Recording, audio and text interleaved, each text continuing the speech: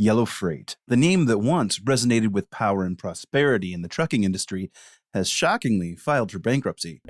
But the 99-year-old truck giant just collapsed. They've been relatively close to bankruptcy at times.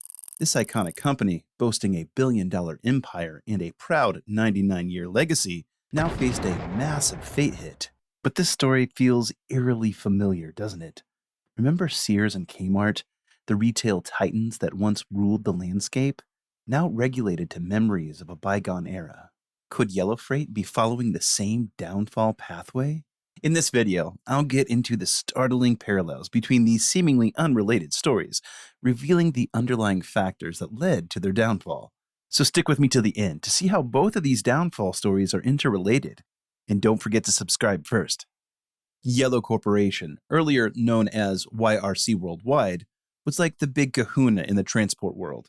Operating several major trucking companies, they were the big shots in the less-than-truckload game based out of Nashville, Tennessee. YRC Freight, New Penn, Holland, Redaway, and Henry Logistics were all part of their fleet. But then things took a nosedive. On that fateful Sunday, July 30th, 2023, at high noon, they waved the white flag. Right, a potential shakeup for the transportation industry. Trucking company Yellow warning they may soon run out of cash just 3 years after securing a $700 million federal bailout.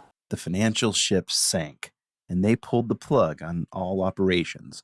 We will discuss the reasons for this ultimate shutdown later in this video, but first, let's get a bit into the company's background. In 1906, when people were still getting the hang of those newfangled automobiles, a fellow named Grover Cleveland Harrell, or Cleve, as his buddies called him, decided to venture into the taxi business in Oklahoma City.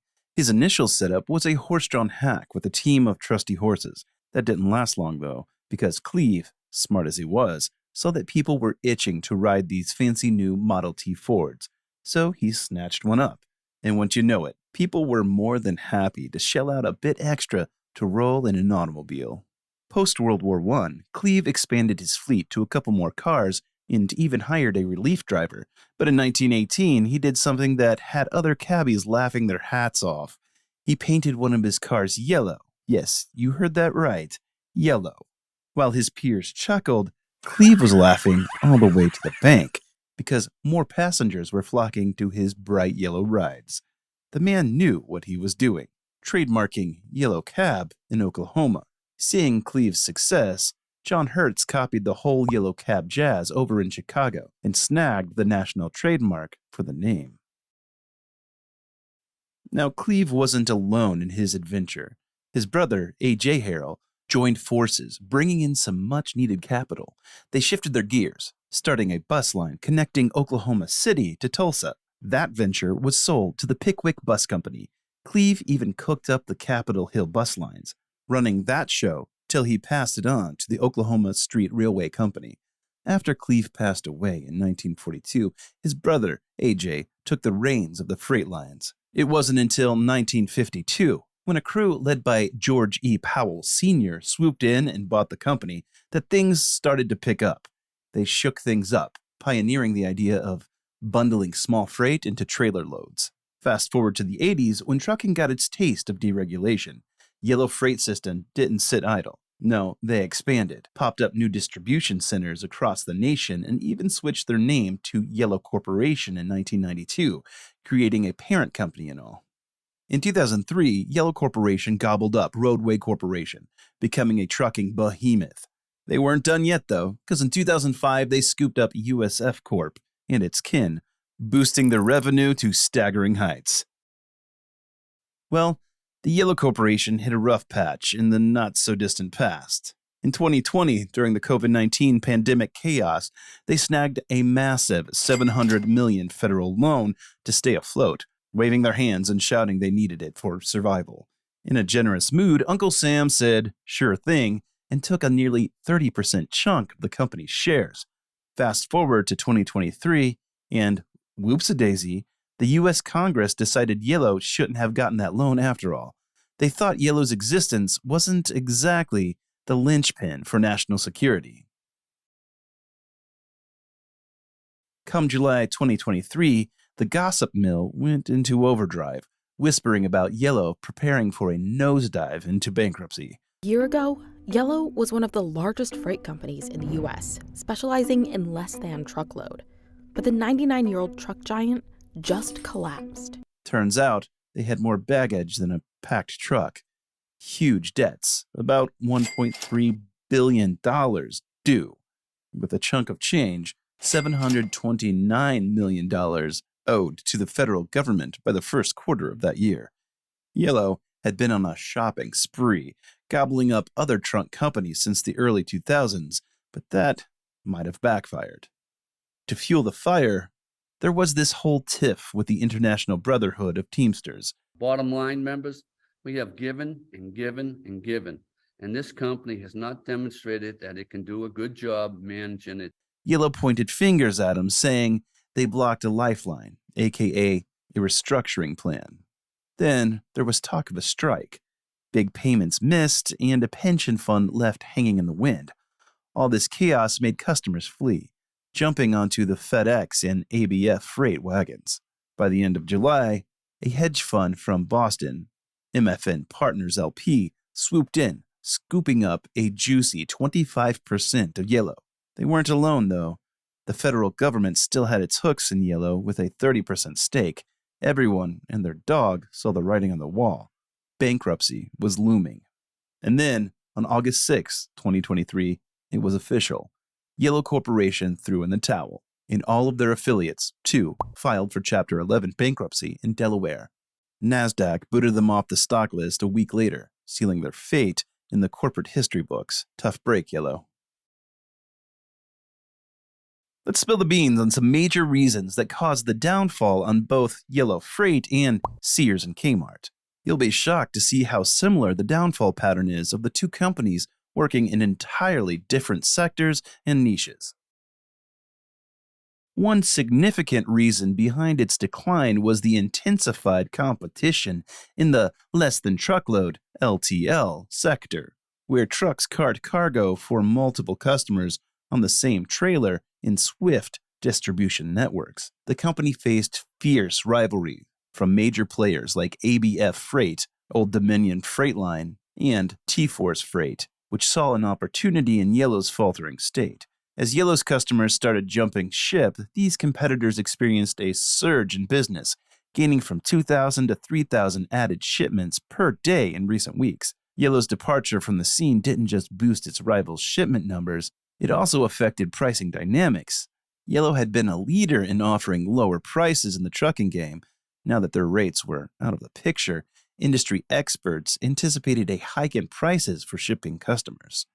Much like Yellow faced challenges, Sears and Kmart also struggled due to their failure to adapt to changing market trends. In the early 2000s, while e-commerce was gaining ground and online shopping was becoming the norm, these retail giants lagged behind. Unlike their competitors who accepted the digital revolution, they missed the boat on investing in robust online platforms and a seamless digital shopping experience. Amazon, for instance, soared with its vast selection and quick deliveries, proving what customers desired: convenience at their fingertips. I've discussed all this in detail in another video on my channel, focusing on the rise and fall of Sears and Kmart. Do check it out. The link is in the description box and I button.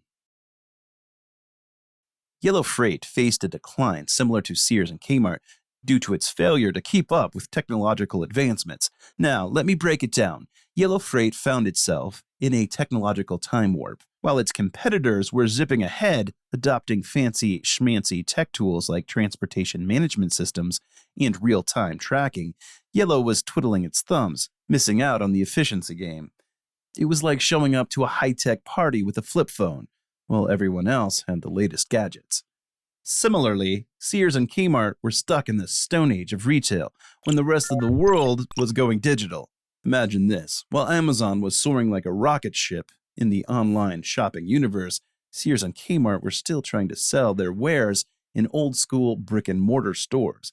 It was like shopping in a time machine, but not in a cool, retro way, more like a "I'd rather be on my couch ordering online" kind of vibe. Yellow Freight found itself in a pickle by the end of 2009, kind of like being caught between a rock and a hard place. They were dealing with massive debt, trying to keep their union workers happy, and desperately needing to snag more freight, while their competitors were swooping in, undercutting prices left and right. It was like trying to keep a leaky boat afloat in a storm. To tackle their financial woes, YRC hustled to strike a $470 million debt for equity deal before the clock struck midnight in 2009. This deal was a last-ditch effort that let them defer payments to lenders and snag them a bit of cash flow to keep the lights on. But, and here's the kicker, it came at a steep cost. They had to wipe out existing shareholders, including the union stake, leaving them with practically nil in the company. And it didn't end there. YRC's employees had to tighten their belts, taking a couple rounds of wage cuts just to keep the ship from sinking. They slashed wages, not once, but twice, and even hit pause on pension fund contributions to sweeten the deal and get that debt swap sorted. Then, to add more drama to the mix, there were more rounds of wage cuts, extending all the way into the future, till 2019 no less. It was a roller coaster of negotiations, cuts, and compromises, but they managed to secure some new cash and loans to keep things trickling. And the captain of the ship, William Zollers, said his goodbyes, passing the baton to James Welch from Yellow Transportation. In short, they were having serious money problems and couldn't keep up with the expansions and update of their business. But Sears and Kmart decided to let their stores go to seed deliberately. It wasn't a mishap, it was a deliberate choice to stop pouring money into their outlets. Eddie Lampert, the big cheese at Sears, made it crystal clear. No investment in sprucing up stores unless there was a guaranteed return on investment, while competitors like JCPenney and Kohl's were throwing cash into their stores like there was no tomorrow. Sears counted pennies. Both Yellow Freight and Sears and Kmart faced labor issues that contributed to their downward spirals.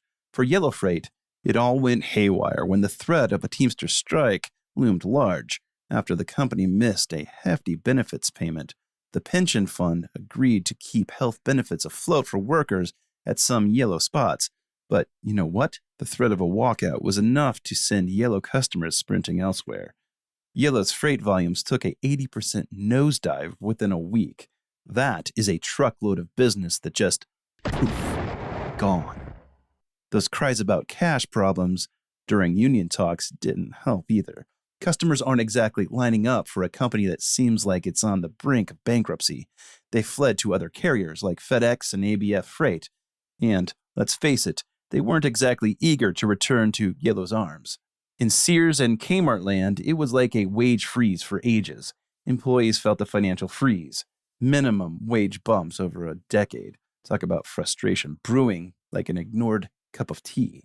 A study found that wages for Sears folks dropped 16% when adjusted for inflation. Hourly workers got the short end of the stick, barely scraping above minimum wage. Neither Sears nor Kmart were exactly handing out job security.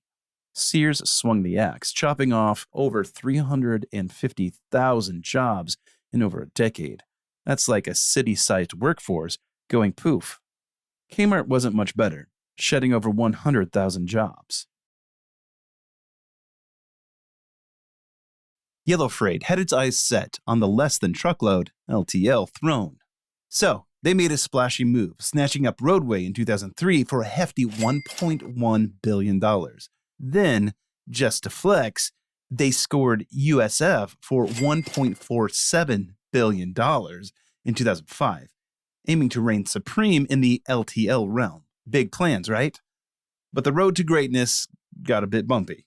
Suddenly, they emerged as YRC Worldwide in 2006, a mega transportation conglomerate with fingers and pies across 70 countries, pulling in nearly $10 billion in revenue. A shining moment, but the party didn't last. There came a freight recession, and financial markets took a nosedive. Despite the hurdles, YRC kept trucking through the economic storm, even expanding into China's logistics territory in 2007. Thinking big, eh? But here's the rub. They fumbled with integrating their acquisitions and failed to blend Yellow and Roadway's national networks until 2009. That's like having mismatched socks in the laundry. Plus, they carried a mountain of debt into the dreaded Great Recession. not a good mix. It was just as Sears merged with Kmart when it was the golden child in the retail arena. And, as a result, they lost their way in the retail rat race. Sears and Kmart, once shining stars, found themselves struggling to catch up in a game they didn't quite understand. What a coincidence. So what do you think about both of these companies that fell to the ground in a similar way? Let me know your thoughts in the comments section below, and don't forget to subscribe. And check out the detailed video on the decline of Sears and Kmart on my channel. See you in the next video.